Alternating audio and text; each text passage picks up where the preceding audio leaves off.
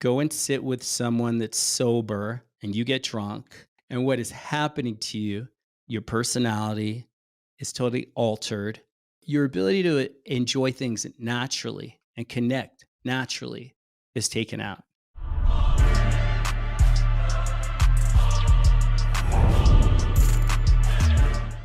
Welcome, you all. I want to talk to you about alcohol today. I want to point to some things that I've observed over time just about alcohol. I'm not going to get into the science of it, but I want to look at it more just from a life lesson perspective here. And I'm not actually encouraging you to stop drinking or to drink.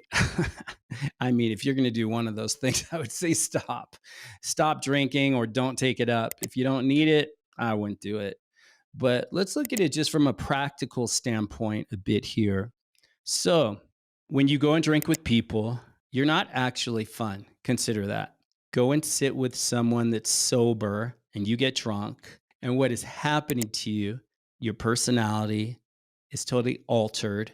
Your ability to enjoy things naturally and connect naturally is taken out.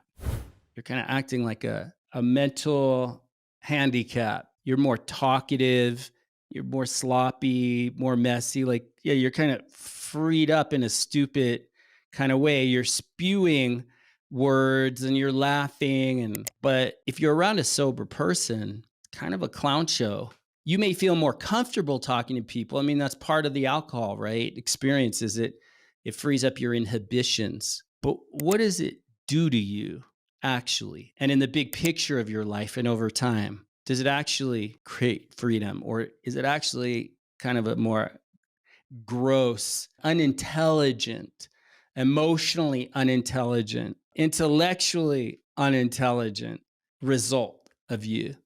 You think you need it because it relaxes you. But the reason you can't really talk to people is because you're not dealing with some insecurity you have, or you're not dealing with the way you're handling your stress in life. And then you're feeling all pent up and tight, uptight. And so you need to relax to be comfortable with yourself and therefore with others. But without that, what? You're just insecure, you lack the confidence, but why not get to work? Why not get into a practice of building confidence to do the things you want? But there are a lot of guys that I've seen that they feel like, they want to be talking to the hot women. But if you think about it, who is the woman, the intelligent, attractive woman to a guy? Who is that woman going to find more attractive? The guy who's just kind of drinking, sloppy, intellectually kind of dumb and emotionally? Or do you think she's actually going to respect and find attractive a guy with a straight head on his shoulders? The guy who's clear, the guy who's, got it together. I mean, who's she going to trust more? It may be one way for you, like you're more comfortable, but does it really make people that might matter in your life more comfortable?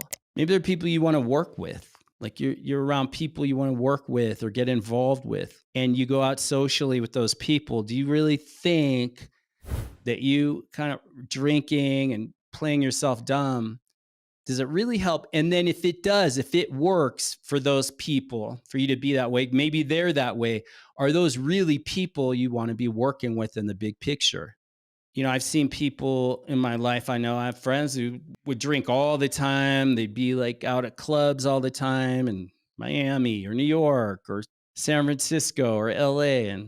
But it's like, and they'd have fun going out and meeting people, but then they would realize that, well, actually, I could do all that without alcohol. I could do all that and much more in my life without alcohol. When I find that kind of confidence and I do the work to develop myself and my worth and to build a life, build a business, build a project, achieve something, accomplish something meaningful in my life, that probably alcohol, if anything, only makes that accomplishment more difficult. It's a block on the path, or it just, how are you going to go to you think like when you need alcohol, you're like, well, how am I going to go to this event or this football game or this NBA game or this social event. But what alcohol actually does in those situations is okay, it frees you up temporarily, maybe in those moments, kind of dumbs you down, but it puts you in a jail cell. Consider that. It convinces you you need it, or you've convinced yourself you need it. So if you're drinking, what do most people consider fun if they have a drinking lifestyle? Going to the same bar every single weekend, having the same conversations, same people, doing the same things again and again, going to the same sporting events, drinking over and over again. You kind of do the same thing over and over. If you're like that weekend warrior drinker, it's kind of all the same. It's nothing new. It's like a shortcut to fun. Let's just get wasted. Talking to someone you don't enjoy talking to. If you can't be around people without drinking, like who are those people then? Is it really fun? You think about when you were younger, before you started drinking, when you were whenever, when you're a teenager or before then, depending on when you started, but you were fine without it. You could have fun without it. This comfort zone of the Friday, Thursday, Friday, Saturday, drink, party. I've got to drink. Well, that's a lie. And you've convinced yourself that you need to drink. Just consider that.